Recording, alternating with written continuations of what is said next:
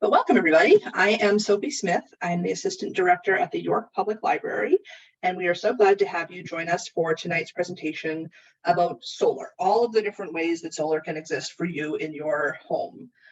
We are joined by Fred Weston, who's going to sort of talk about the big picture and tying this all together, and then Chris Jones from Revision and the various solar options that Revision can help you use at your home or offsite, and then Olivia from Power Market, which is a solar subscription service that can help in even another way, depending on what your capacity is in terms of owning your home, renting, different options. There's a lot of different ways that you could get involved with solar in your everyday.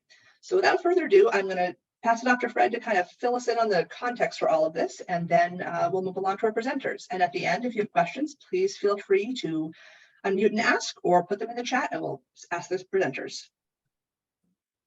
Thank you, Sophie, and thanks to York Public Library for having this important series on climate change. Greatly appreciated. I'm Fred Weston. I'm a volunteer with York Eco Homes. I just wanted to give literally a 60-second big picture overview here to put the importance of this conversation tonight into perspective. York has done 2 greenhouse gas inventory studies, and both pointed to the same answer, which is the same for all residential communities, is that the 2 big sources of greenhouse gases from residential communities like Kittery, like York, is from 2 places: the homes we live in and the cars we drive. Tonight, we're focusing on the homes, and the important thing to know there that came out of this study, and again is consistent with all the science, is that the #1 source of greenhouse gases coming from our homes is how we heat our homes and cool our homes if you also have air conditioning. And that is the fuel, oil, and propane that burns to heat our homes or cool our homes. So there's 2 things that we have to get the majority of residents in York, in Kittery, et cetera, any residential community to do in order to accomplish our goal of pretty dramatic reductions in greenhouse gases and turn the tables on climate change, is we've got to electrify our heat system, and then we have to change the source of our electricity to a renewable.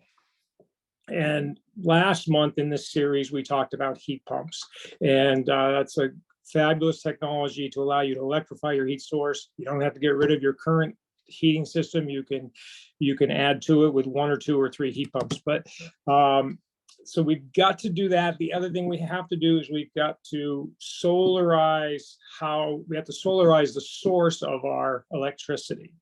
And that's the only way right now that's available, and probably forever will be available for individuals like ourselves, residents like ourselves, to change our electric source to renewables. So tonight we're talking about 2 ways to do that. Really the only 2 ways to do that: invest in your own solar panels to bring onto your own property. And Chris Jones from Revision is going to talk about that. And then the other way is community solar, and both Chris and Olivia will be talking about community solar from a couple of different angles. So just wanted to give you that big overview, wanted to just highlight how important it is that this is one of the 2 things we've got to do over the next several years, get the majority of residents to do. So with that, I'll let Chris take it away from Revision. Okay, great. Thanks, everybody.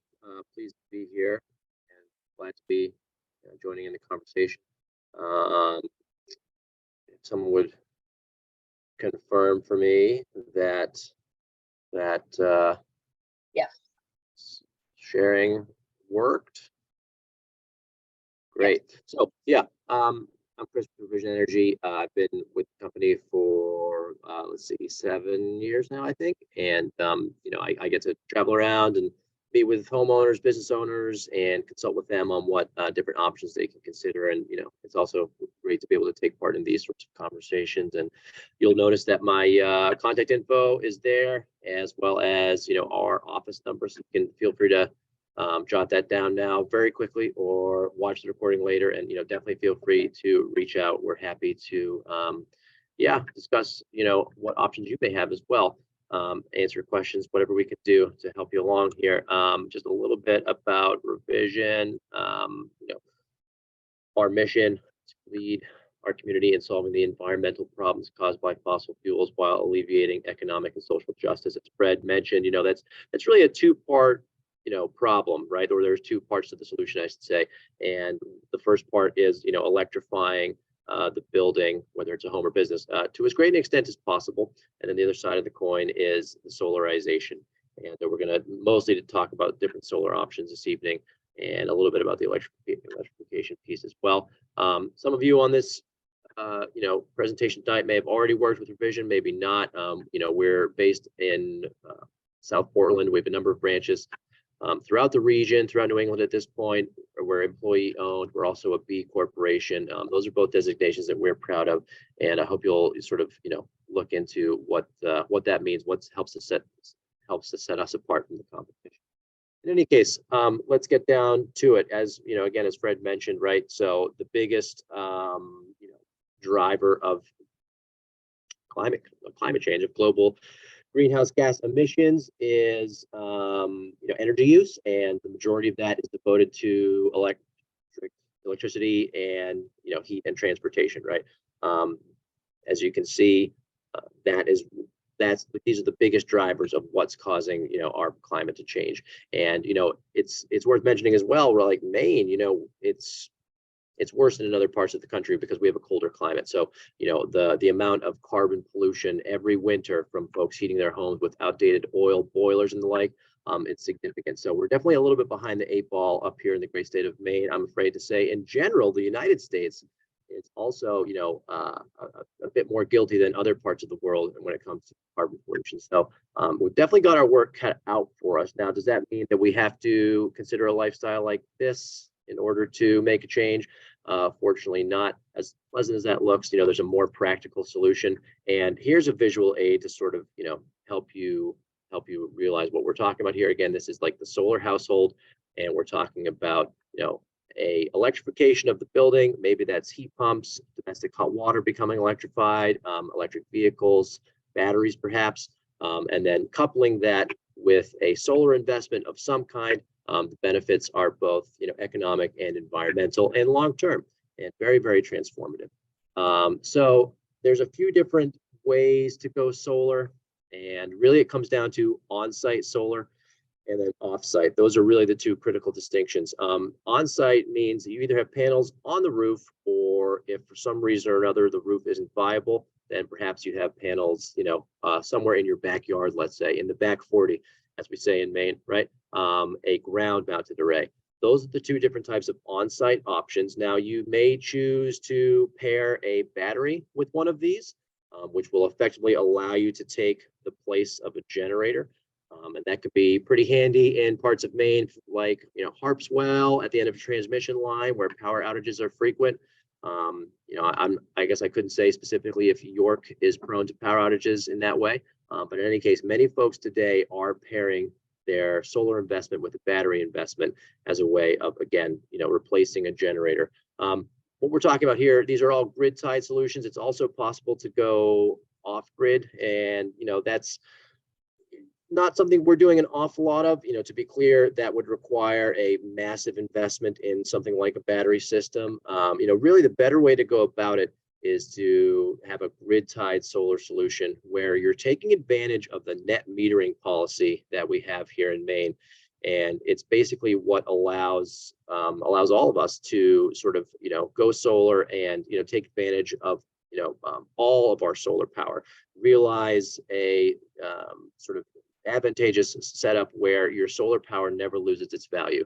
And in practice, what this means is that you're overproducing power throughout the summer, and all that surplus gets sent back to the grid, back to CMP or Kennebunk Light and Power, what have you. And that power gets turned into a kilowatt hour credit, which offsets your bill at other times of the year when your solar investment is less productive. So again, it's sort of like a free credit sharing system, which makes it very, very compelling for homeowners and business owners alike in the state of Maine to go solar. So again, off-site, on-site, grid-tied, non-grid-tied, battery backup as well. Those are sort of the different ways to think about how you might pursue solar energy. A few things to review as far as nuts and bolts. It's definitely reasonable to expect the system today for the average Maine household to consist of between 20 and 25 panels. A more high performance home, like for example, a passive house where there's just, a very, very good insulation, perhaps an air exchange system, so on and so forth. A high performance home like that may need less, but in general, most households that we're seeing are between 20 and 25 panels. I think it's reasonable to expect an investment between $25,000 and $30,000. Typically, the payback period on an investment like that is 10 years or less. It's also worth mentioning that these systems can be financed. A number of terms available, a number of interest rates, and if you're financing your system, rather than thinking about how many years will it be until this investment has paid for itself, I think it's more compelling to think about what are my current monthly electric expenses. Most of us are paying CMP somewhere in the neighborhood of $150, $200 a month. If you can swap that for a solar loan that's the same amount of dollars per month or less, then your project will either be cash flow neutral or perhaps cash flow positive right away. So again, those are really the two ways to look at it, depending on if you wanted to finance this investment or pay. It's not currently possible to lease solar equipment in the state of Maine. In other states it is, not here in Maine. Right now, there's a 30% federal tax credit for solar investments. It's in place for 10 years. That covers battery investments as well. And this is a credit, not a deduction. So basically, if you typically get a tax return from Uncle Sam, then you can expect this 30% credit to increase the amount of that tax return. If you typically owe, then this would, of course, defray the amount that you owe. And that's obviously a very big haircut to the net cost, that 30%. So now is certainly a good time to go solar with that in mind. There's no state incentive in Maine, no rebate, that is to say. I personally think that the net metering policy I mentioned is, sort of an incentive. It's certainly a better arrangement here, more consumer friendly than you might see in other states.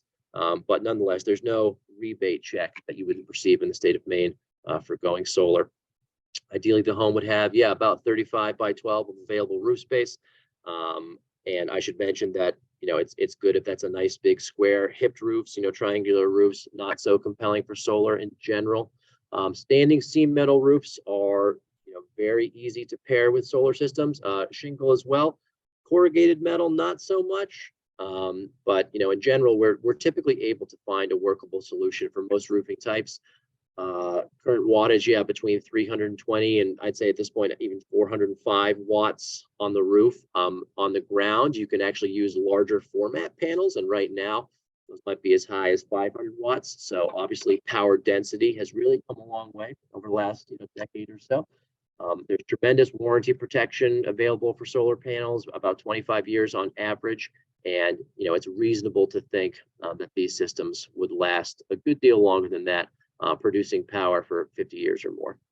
And this is just a really nice example of a roof-mounted system, just very, very sleek looking. Those are all black panels, which is certainly the norm these days. This is actually the home of a coworker of mine. And, it's an aesthetic matter, and in that way it's subjective, and some people like the way systems look and others don't, but man, I think that just looks tremendous.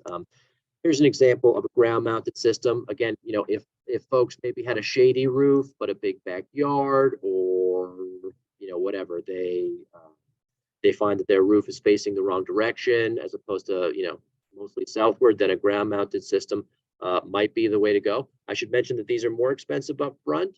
And so if you do have any roof potential at all, it's best to consider that first. But, a ground mounted system can be a good solution as well. Obviously, one advantage to this is that it's pretty darn easy to get out there and, remove snow from the panels if necessary in the event of a lengthy storm.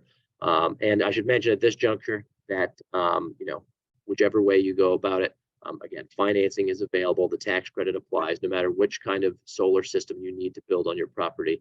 We're going to be able to make it work for you. A lot of folks ask us if, this is something that is going to increase the home value.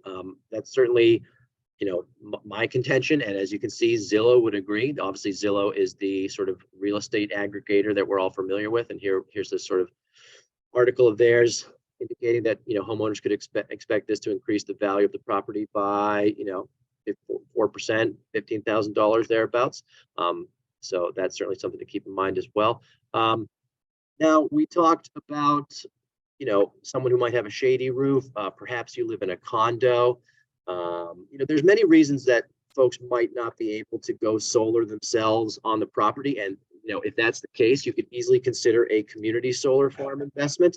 This is one such of those. This is a community solar farm that we built some years ago. And basically what this amounts to is, a huge group of people who all invest in this one asset. Revision Energy will build these farms, and 100% of the production immediately goes, to the grid, to CMP, and they allocate those kilowatt hour credits towards the accounts of the members of the farm with respect to the size of their share. We talked a little bit earlier about the net metering policy. Again, this is what allows us to, share the value of our solar. Our solar never loses its monetary value.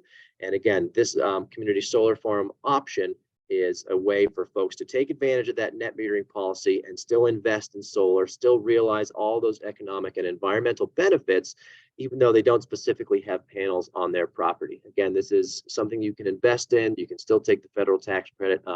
In many ways, it's just the same as having panels on the property, except they're not on your property. They're somewhere else. Now, Olivia is going to talk a little bit shortly about subscription-based community solar, which is a little bit different. But to be clear, what Revision Energy can offer is the opportunity for you to invest in one of these farms and realize really transformative benefits over a 25 to 35-year period, much the same way as you would if you made the investment in on-sites. I'm probably running a little bit short on time, so I'll try to hustle things along here. Again, the other side of the coin is electrifying the building. There's a number of ways to do that. Obviously, heat pumps is one of those. That's something Revision can consult with you on as well. And heat pumps are definitely a very powerful way for folks to offset fossil fuel-based heating, offset, window AC units as well. These are tremendously efficient appliances that take advantage of a refrigerant cycle. A refrigerant cycle can store more thermal energy than water or air. Again, that's what's making these appliances so efficient. There's great incentives for heat pumps today, both at the state and federal level. So again, these are very, very popular for good reason. It's a really easy way to start making the switch to, electricity, renewable energy, et cetera. Heat pump water heaters are actually even more transformative, in my opinion, for folks who, maybe want to take things in a phased, step-by-step approach rather than doing everything at once. I always recommend switching to the heat pump water heater first. This is the least expensive way to get your domestic hot water, right? So showers, sinks, baths, etc. Least expensive way to get your domestic hot water as far as annual operating costs. There's great incentives available. And most importantly, because this appliance has a condenser at the top of the storage tank, basically it will dehumidify as it creates your domestic hot water. So while you're making your hot water for the dishwasher, you can also keep your basement nice and cool and dehumidified. And so that's a nice ancillary benefit as well. Definitely something I recommend to everybody I meet with. I'm sure at this point, heard about the Inflation Reduction Act. I've mentioned a few of these benefits as we've gone along. Right now, again, you can get not only that 30% federal tax credit for a solar investment and a battery investment, you can also get that for heat pumps, heat pump water heaters. So right now, the government is definitely making it possible for us to all, pursue these investments and these opportunities with a big haircut to the net cost. Batteries are another part of the electrified household. It's a little bit nuanced, and I know time is short, but I will say that for most of us in Maine today, really the only reason to pursue a battery backup system is if you want to take the place of a generator. It won't, in fact, unlike solar, it won't, in fact, save you any money. But it is certainly a compelling solution and does have a number of benefits that a generator can't offer. And so for that reason, many folks today who are prone to frequent and disruptive power outages, they are considering batteries as well. And ultimately, at the grid scale, we need to consider storage as well. All of our renewable energy options, wind, solar, et cetera, these are all variable sources. It's not always sunny, it's not always windy. And so in order to enable us to, pivot our economy to a renewable energy-based economy, we will need to, in large part, adopt large scale solar, large scale storage as well, large scale wind, et cetera. This is how we'll move our entire economy from a fossil fuel based one to a renewable energy based one. Now, obviously, right now we're talking about our homes, but sort of good to consider the big picture as well. We need to apply these same solutions to grid scale as well in order to really mitigate the worst effects of climate change. Lastly, you might also be considering at this point an electric vehicle, and with that in mind, a car charger at the home is a possibility. These are a couple of examples. And when you factor all these things together, here's an example of sort of status quo versus renewable energy based versus a high performance home with renewable energy. As you can see, the economics cumulatively are really quite transformative indeed. Revision Energy has helped thousands of your friends and neighbors pursue all of this throughout the great state of Maine over the years. And it's my hope that if you want to learn more and talk about opportunities for your home, you'll contact either myself or contact us here at the office here in South Portland. And we'll be looking forward to hearing from you and working with you. So with that, I am going to try and stop sharing my screen here just a moment. And thanks everyone for your patience and engagement. Thank you so much, Chris. That was really wonderful. And I think probably people will have questions after because there's a lot to consider. I still have your screen up. I don't know if that's... Yeah, sorry, working on the sharing piece there. Cut you off there. And hopefully that everyone's back to faces now. So at this point, I ask, if people want to hold off their questions or put them in the chat for now, we're going to Olivia from Power Market talk about her side of this picture. And then we'll do all of our questions. Awesome. Great. So yes, I'm Olivia. I'm from Maine, and I've had the pleasure of speaking with many Mainers about community solar over the past few years. I work for a company called Power Market, which has been a strong player in the community solar industry for about 10 years now, and we're proud of the strides that we've made in Maine thus far, with 8 solar farms up and running. It's a fulfilling industry to be a part of, so I thank you all for taking the time to join us this evening. And I'm going to cover a lot of ground, so it might be a lot to take in, so I encourage you to possibly listen to the recording if it is sent out afterwards. And you're also welcome to reach out to me personally with any questions, so jot them down if you can. And I'll share my phone number now, just in case that's helpful to have jot down while you have your pen and paper. It's 207-544-9770, but that will also be at the end for you to take a look at. So community solar, the subscription model. It is a relatively new state program introduced in Maine back in 2019, with the first projects coming online about 1 year later. It's an easy way for electricity consumers to access clean energy, support local energy development, and save money. It can work in conjunction with rooftop solar panels, so you don't have to choose between one or the other. If your rooftop panels will not be covering all of your usage over the course of the year, subscribing to a community solar farm can provide you with the rest of the power that you'll need, usually in the winter months. That would typically come from your regular supplier through CMP's power grid. So my target audience for tonight is not just folks who want to learn more about community solar that are not subscribed, but also people who might be subscribed to a project, whether it's up and running or not. A lot of folks are signed up for projects that they've been waiting 1 to 2 years for them to come online. So this is a great refresher for those folks who haven't heard, refreshed on it in a while. So community solar versus other forms of clean energy. I'll just touch on that real quick. Community solar is exciting because it's a way to access clean energy at no additional cost to you. You actually save money, with most solar companies offering a 10 to 15% discount off the current rates. So other options to access clean energy in Maine include Number one, switching your electricity supplier from the standard offer to a competitive supplier that offers renewable energy at a certain rate per kilowatt hour, which you pay for through your CMP bill. Number two, installing your own solar panels on your roof, upfront cost, but it allows you to break even at some point.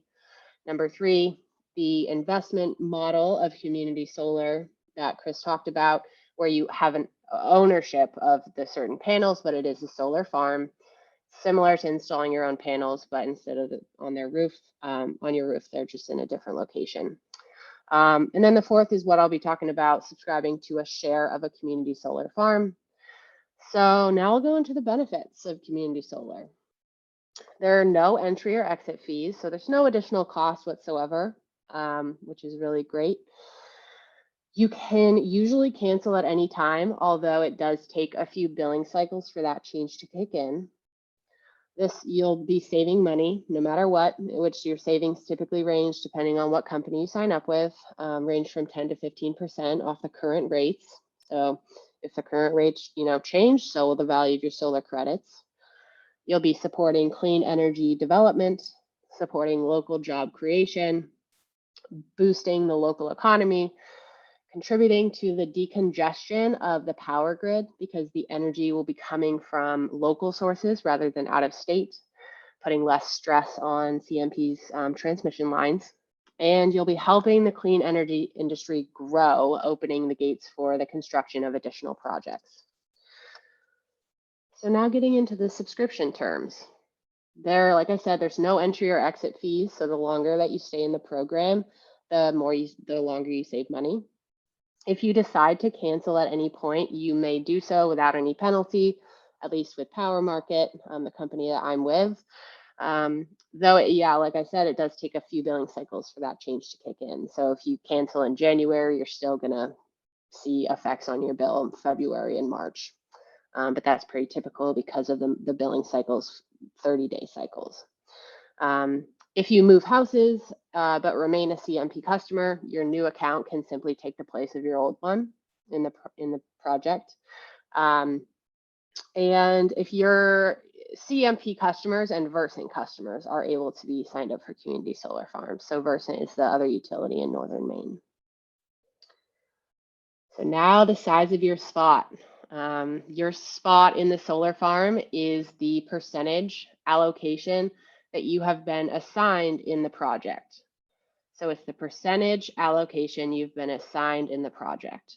So the solar farm is 100% and you might be assigned 1% of that.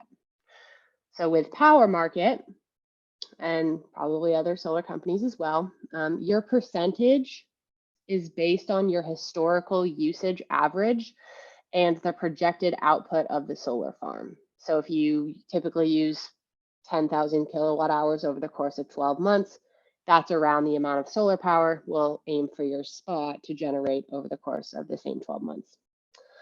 The size of your spot can be adjusted at any point if needed, so it's not set in stone once it's set. And if there is no usage history on the CMP account, your allocation can be estimated and updated later on in the year if necessary. And the solar company is responsible for making sure that the size of your spot meets your needs, not you or your utility. I can't speak to how other community solar companies handle this, but Power Market does perform a few check-ins throughout the year to make any necessary adjustments to the size of your spot. And you're always welcome to reach out to us if you know your average usage will significantly change. For example, if you install heat pumps or a swimming pool, or if you go away on a 3-month vacation or install your own solar panels. Updating the size of your spot will ultimately maximize your savings. And there is no limit to how large of a size of spot you can have, as long as the meter remains within the same CMP meter class. If at any point you don't have enough solar power to meet your full usage needs, your current supplier will always be there as a backup in case you need any additional power. If your usage falls below, there's a minimum requirement. If your usage falls below 1,000 kilowatt hours over the course of 12 months, you won't be eligible to be subscribed. And that equals about $260 at the current rates over the course of 12 months. So now getting into the power supply breakdown. So you might be wondering, what's the ratio? Who decides how much solar power I'm using compared to the power from my supplier? So first off, subscribing to a community solar farm does not replace your current supplier. It's rather added on top of what you currently have. You can participate in community solar regardless of the supplier you have. Examples of competitive suppliers include CN Brown, Electricity Maine, Smart Energy, Think Energy, and there's a ton more. And they're listed on the Maine Public Utilities Commission website, and you pay for their power through the CMP bill at a certain rate per kilowatt hour. So with community solar, each month you will use your solar power first. And if you don't have enough to meet your full needs, your current supplier will step in to provide you with any additional power you need, like I said. But our goal is for you to have enough solar power to meet your full needs. If your spot generates more solar power than you're able to use that month, any excess credit will roll forward month to month as what's called banked solar credit for you to use in the future when you don't have enough. So that brings me to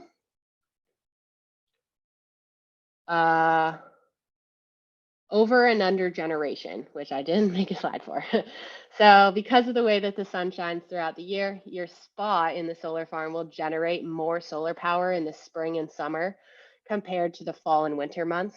We intentionally actually have your spot generate excess credit throughout the warmer months because you'll need that excess credit to roll forward to use in the fall and winter when you will be under generating compared to your usage. So this is intentional.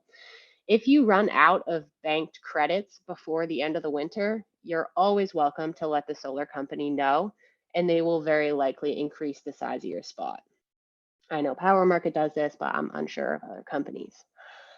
If you cancel your subscription at any point and you have any unused banked credits on your account, they will just continue to be used up until they run out.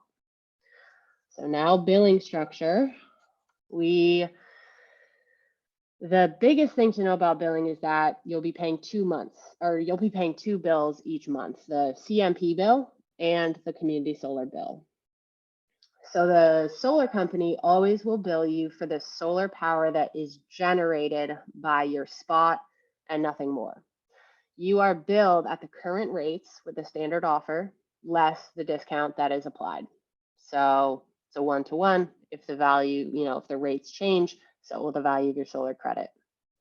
So on the other hand, CMP each month always bills you for at least their minimum service charge, which right now is $13.73. And that's something that you're already paying them, just currently wrapped up into your delivery section of the bill. They'll also bill you for any applicable demand charges for your rate class, but that doesn't apply, I don't think, to residential meters.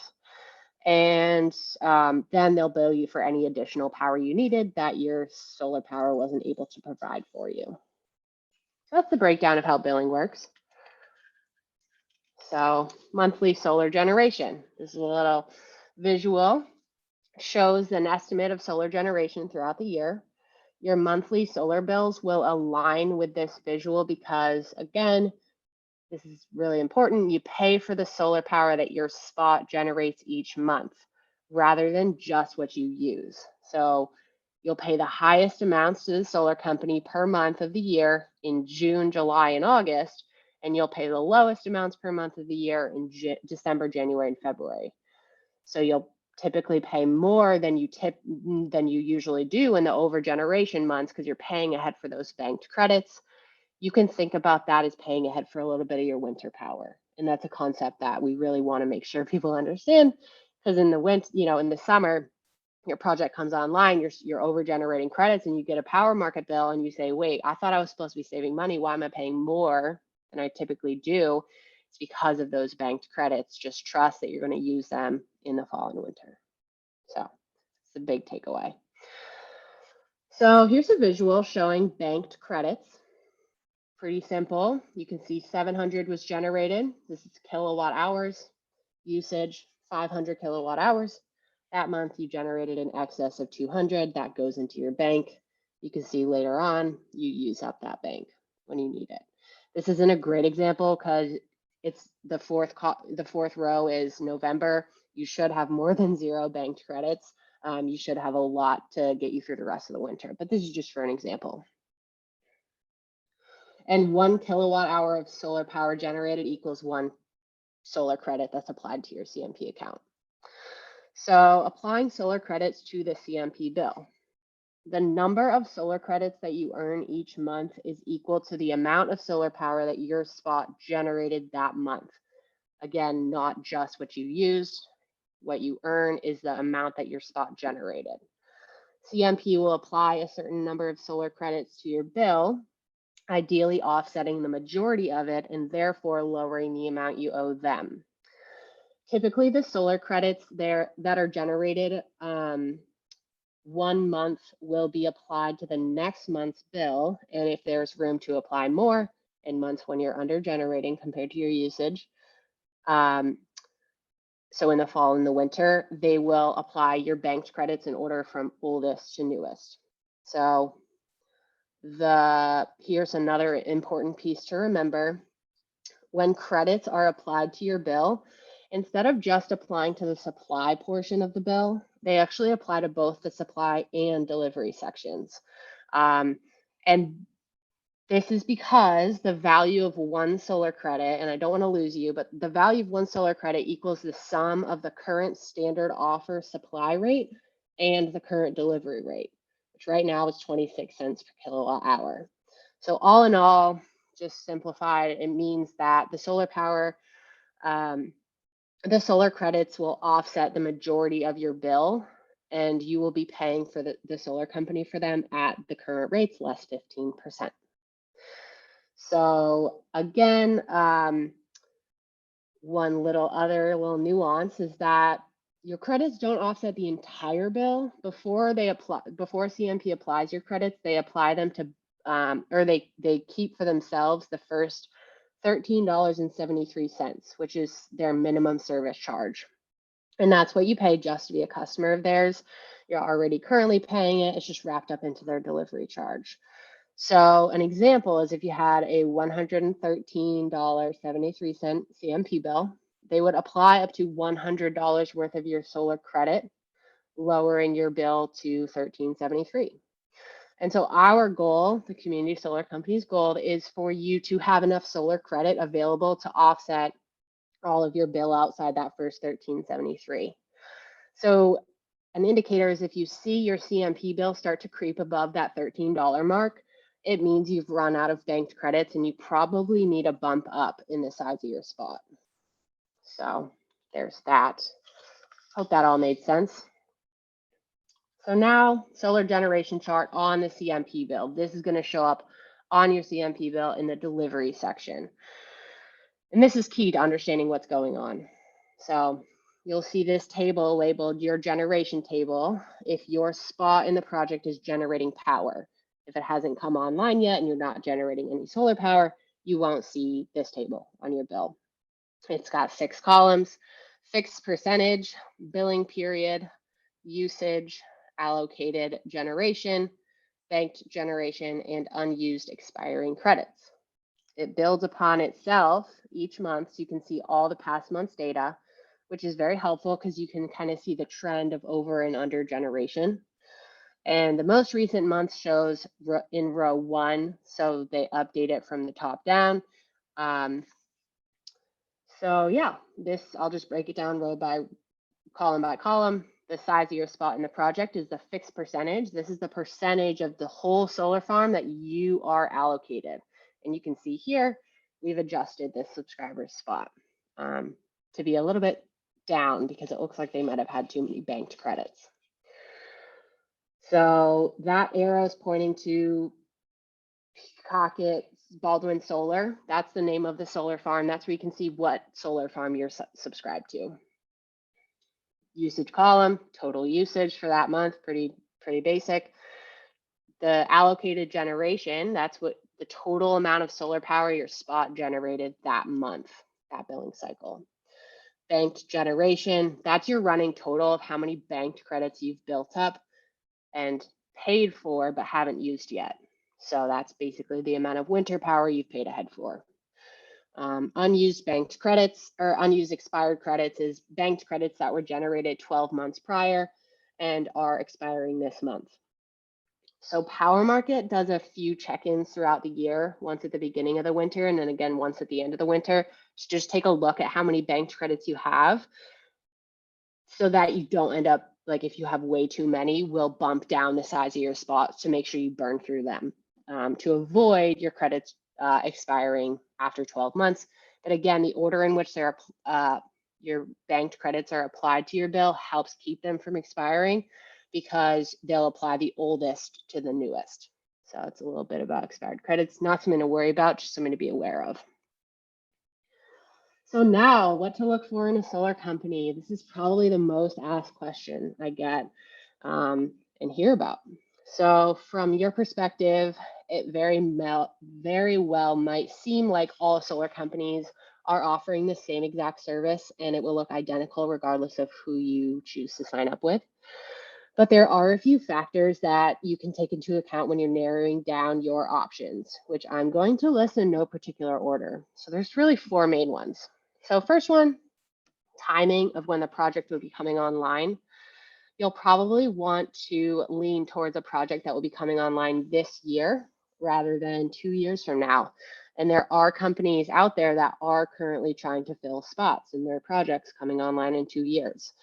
A lot of us experienced this. A company signed folks up back in 2020, and a lot of them haven't seen any changes on their bill yet. So it's just something to ask, be aware of, and take that into account. Number 2 is experience of the solar companies and maybe their reviews online, because those are helpful to kind of see what people's experiences have been with those companies. As you know, community solar isn't necessarily a walk in the park, from what I just explained over the past, 15 minutes. And honestly, there are intricacies that come along with managing a project. So it might be ideal to sign up with a company that has experience in the industry. Understandable. And this could mean that the company already has a number of projects online in the state, perhaps. So that's just something to keep in mind. Number 3, strong customer support. I feel pretty strongly about this one because I do customer support. I talk with, I do the sales and support side of community solar. So this is why I've been able to come up with this presentation and share so much about this and develop this base of knowledge, because I talk about it every day. So from my experience in the industry, I have heard from a lot of folks that it is extremely helpful for subscribers to be able to have conversations with the solar company support team, customer support team, whenever questions come up. It can be frustrating to not be able to understand your own utility bill and not have the support that you need to do so. And CMP usually refers folks to give the solar company a call, but they answer questions as well. You might feel like you have a great grasp on how the program works at first, so you might not think that you have questions like about how it works or what you're looking at, but there are many instances where you will need to be in communication with the company because of particular situations you might be in. So whether you're moving and want your instructions on how to transfer your credits from your old account to your new one, or maybe you've decided to become a snowbird and you want to cut down the size of your spot in half, that's something that you want the company to respond to and confirm that they are able to adjust the size of your spot. So the 4th one that I run into a lot, and I usually bring up at the beginning of all my sales calls, is billing methods. So basically how companies send out and collect their bills. Some companies send paper bills while others offer online billing. Some require auto pay while others allow you to initiate the charge. So just make sure that you ask the company how they handle sending and collecting bills before you go ahead and sign the dotted line. If you're signed up with a solar company and you're just not happy with it, or it hasn't come online yet, you are able to switch over, cancel with them, and choose a new solar company to sign up with. That's what a lot of folks I've heard in this industry have done, especially when they've been waiting for a year or two for their project to come online. They ditch the other company and go for a project that's already online. So just make sure that you're not signed up for multiple solar companies, solar farms at once, because then you'll, for some reason, there isn't a limitation to the amount of solar companies you're able to be signed up with, but there should be, because it would mean that you have twice as much credit and you're paying for twice as much solar power than you need. But you'd probably be catching it because you'd be paying a crazy amount for your electricity. So that's the end of my educational aspect of this. These are just a little plug from Power Market. These are the 2 projects that we have spots available in. So we already have 8 projects up and running in the state. Nutting Ridge will be our 9th. It's gonna be coming online in June 1st, and there are still some spots available. So I'd encourage you to check that out. I would say that one would be the best because it's coming online sooner. It's a 15% discount. So you can scan these codes or just go to the URL or just go to our homepage and navigate to it yourself. Bristol project, that's in Bristol, Maine, and it's gonna be coming online in the fall. And it does have an 18% discount. So yeah, if you want to go for that one because of the higher discount, it might not be a whole lot more savings, but 3% at something. I just realized I did the wrong URLs. But that's okay. So if you do sign up, use the promo code York Library just so that we can see what response we have gotten from this presentation. It's always good for us to see who signs up as a result.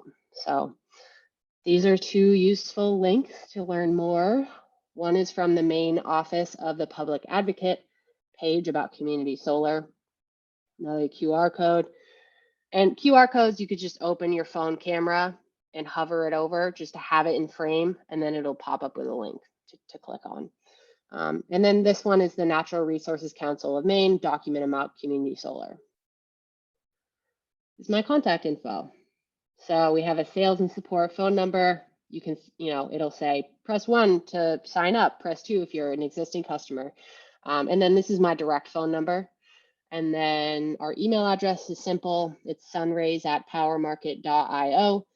And if you're wondering what Sunrays is, that's the developer who owns the solar farm that we're managing. So that's usually how it goes. There's usually developers who own projects and then companies that manage the projects. Power Market is one of them. Sometimes you see developers managing their own projects, but usually it's split between the 2. So just a little bit about that. So that is everything I have to share. Thanks so much for listening, everyone, and appreciate your time. Thank you very much, Olivia. That was very informative, and I hope that it answered some questions for people watching. I know a few people have asked me about the way the credits work in different seasons of the year, so I know that was a question. So we have one question in the chat that just came in asking about options for a rental property. So anyone who wants to answer that, go ahead. Well, I can speak to community solar subscription model. Doesn't matter if you're renting or if you own the home, as long as you have a CMP account and you're the account holder, you can be subscribed to a spot in a solar farm. As long as your meter size is residential, or we allow SGS, which is small general service, which is usually small businesses, but most folks have just a residential size meter.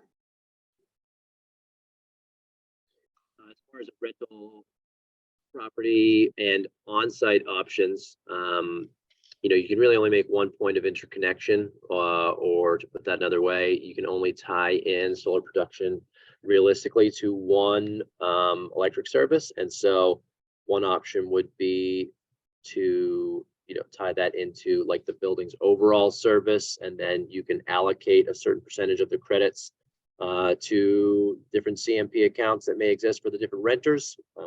You can do that in a cascade fashion as well, which would mean prioritizing the accounts. And the same is true were you to own a community solar farm share to offset a rental property's usage.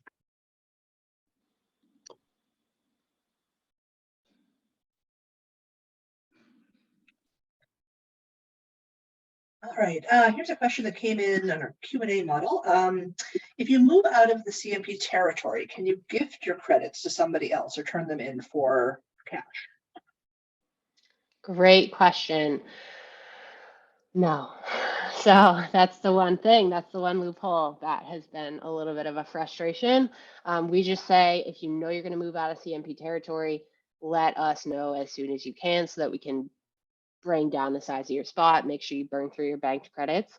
That's just the what. Typically, it would be ideal for community solar to where you only have to pay for the solar credits that you use each month.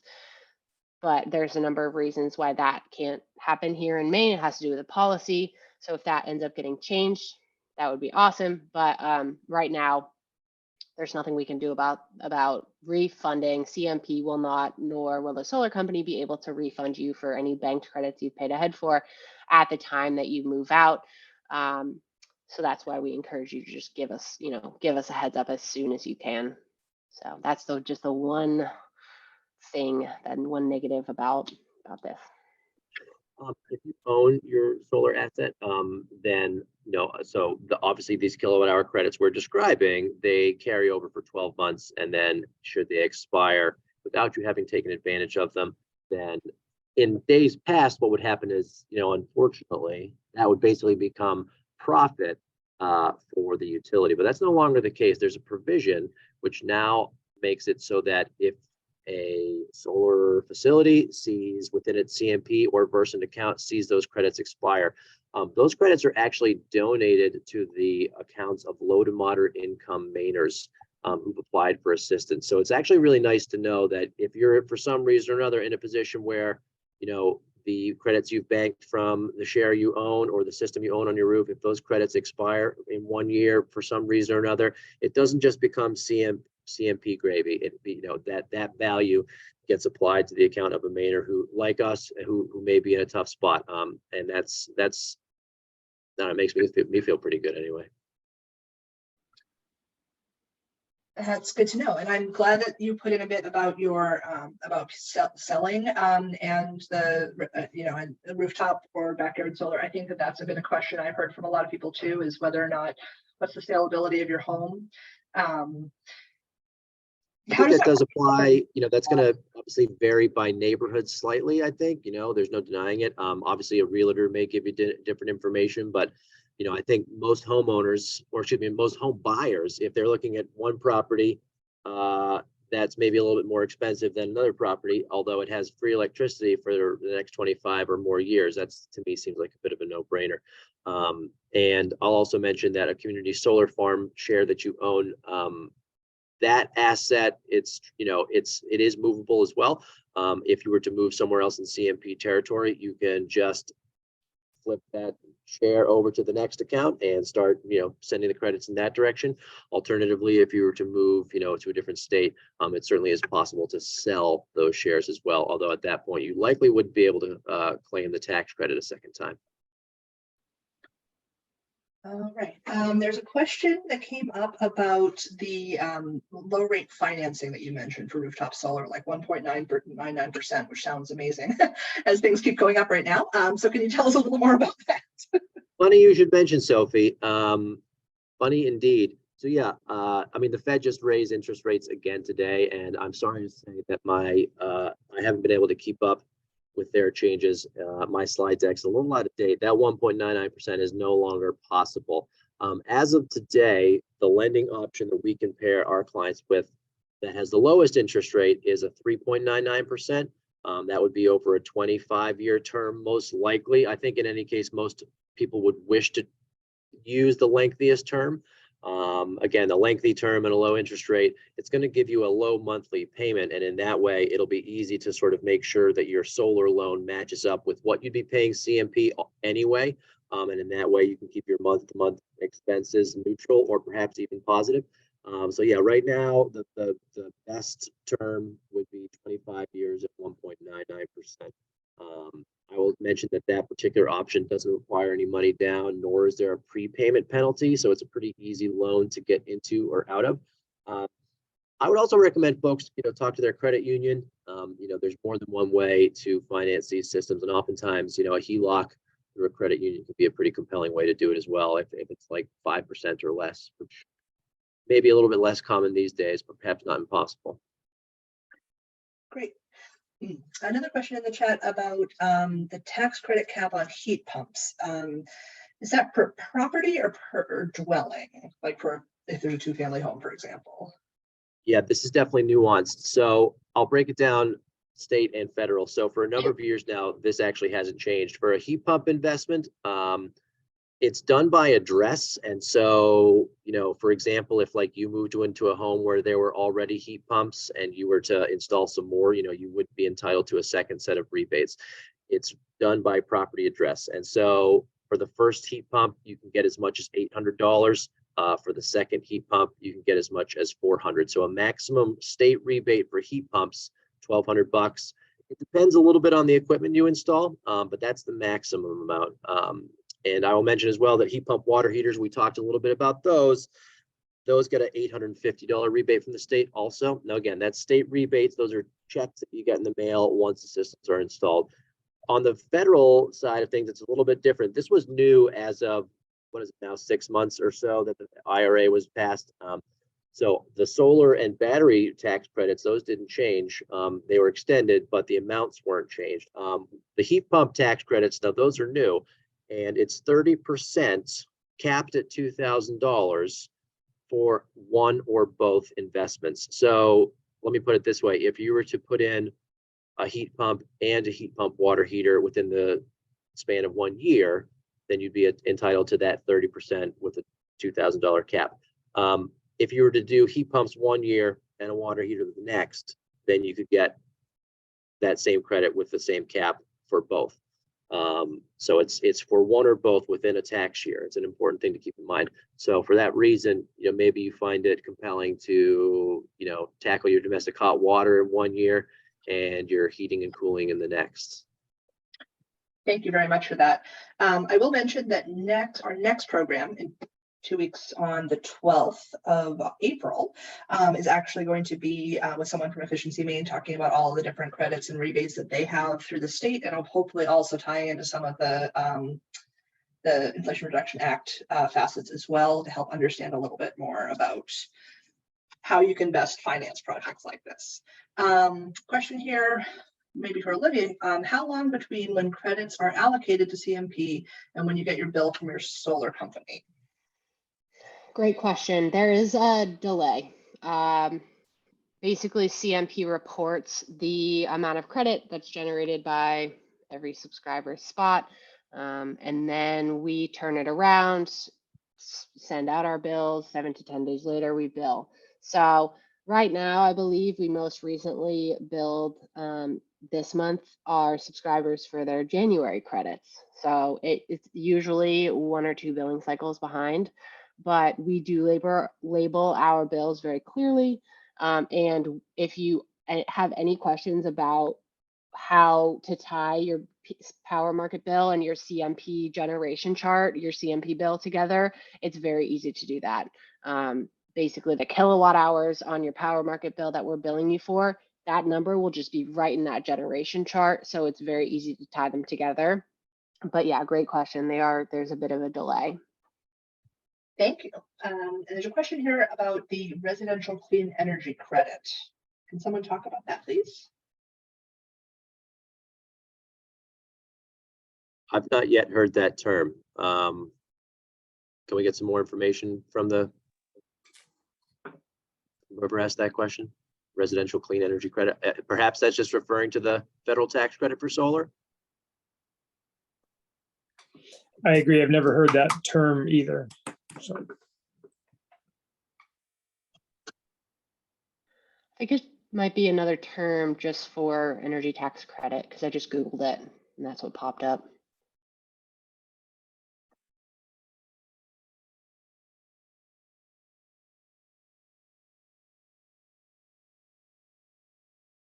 All right, we'll have to look into that more and find out if there are any clarification on terminology there.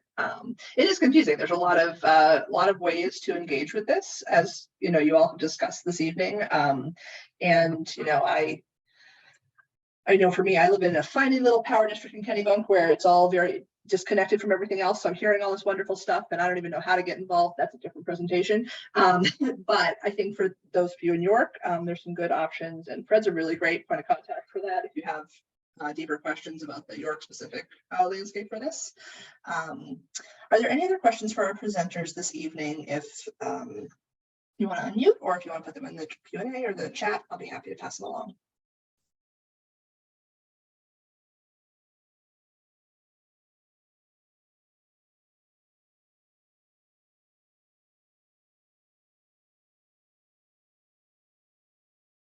So I have a sort of a side question about roof readiness for solar panels. What is the typical max age of a roof when it's still good to put on solar panels?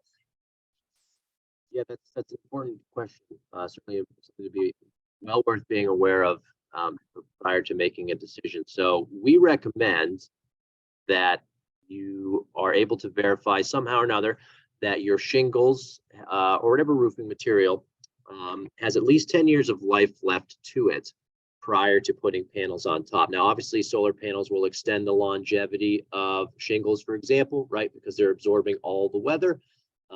It's also worth mentioning that they will extend the longevity, perhaps not in quite so demonstrable a fashion, but they will extend the longevity as well of like the roof structure, because at least here in Maine, right, normally your roof holds so much snow throughout the winter. If now snow is just sliding right off, then again, you're adding longevity to whatever the truss is, the rafters, etc.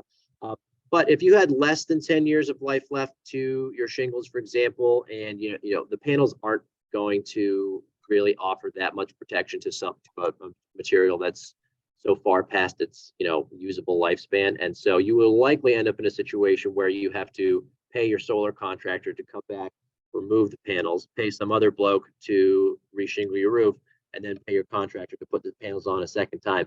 And obviously that's going to cost thousands and thousands of dollars more than you'd probably like to spend. And so with that in mind, we generally advise folks make sure that they have, again, at least 10 years of life left to the roofing material prior to going solar. I mentioned this earlier, standing seam metal roofs pair the best with solar installations.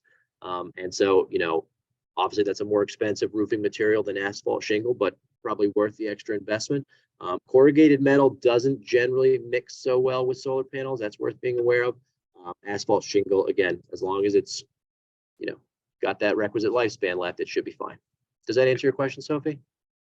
Yes. As I mentioned earlier before we started, I'm in the middle of applying for a grant to get solar for the library. Whether or not that will happen is anyone's game, but I hope so. And we had our roof replaced in 2018. So I'm just keeping it all in perspective. So we should be okay. All right. Any other questions from our audience? Well, I have just something to chime in about. The Kittery Climate Action Now group. Betty Olivelo's in that group, and she's attending this this meeting. And Kittery has a new climate action plan with the goal to achieve a 40% reduction in emissions by the year 2030, which would require around 33 households per month to subscribe to community solar. So just wanted to give Kittery a shout out for that effort. Great response so far. And if you have any Kittery friends, definitely give them a nudge to sign up, because they're counting every person that is going solar to achieve that goal. So we'll plug for that. I have a question for Olivia. Yeah. You mentioned that to become a subscriber, you have to have a minimum usage requirement. What is that? Yeah, it's 1,000 kilowatt hours over the course of 12 months. And you can always give CMP a call to ask if you've met that requirement. But you should find it on your CMP bill, I believe. But that's what our minimum is right now. So if you are at that level, at that minimum level, how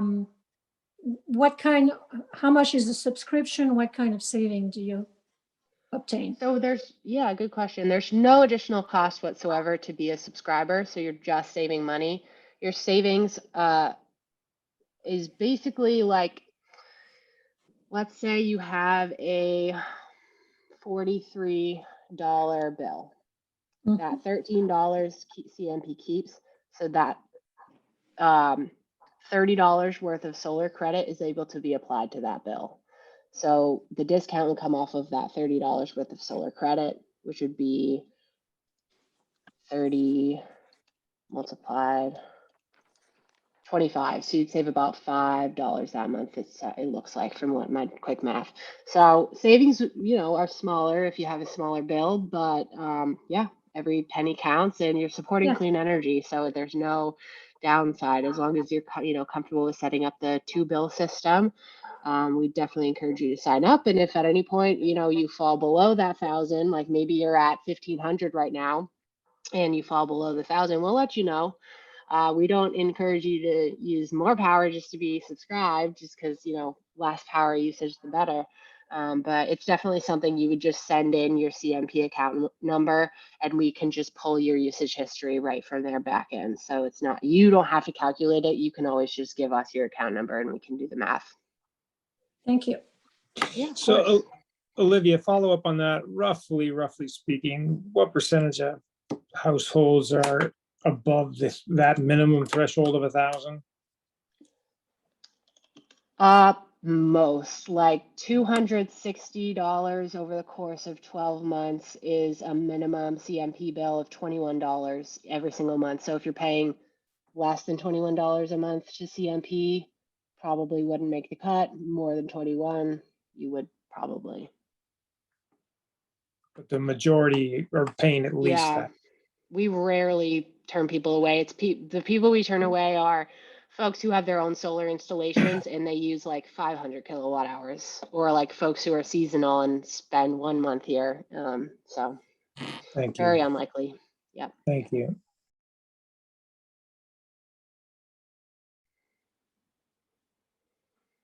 Well, I want to take a minute to thank everybody, Chris and Olivia and Fred, for helping to make this presentation possible tonight. As I mentioned, it has been recorded. It will be up on the York Public Library website by Friday, hopefully, as long as all the technology works out. And you can share it with friends. If you know someone who might be a good candidate for this, please feel free to pass along this recording to them, and then they can connect with Chris or Olivia if they have further questions. Our goal here in New York is obviously to make this as ubiquitous as possible, and so the more people who know about it, the better. So thank you all very much for attending, and remember to come back on April 12th for the next presentation about efficiency means tax rebates and credits and things like that. And we have, so there's 4 more programs in the program series, all of which can be found past and present on yorkpubliclibrary.org/climate, where this recording will go live once it's uploaded. So thank you all very much for coming tonight. Thanks all.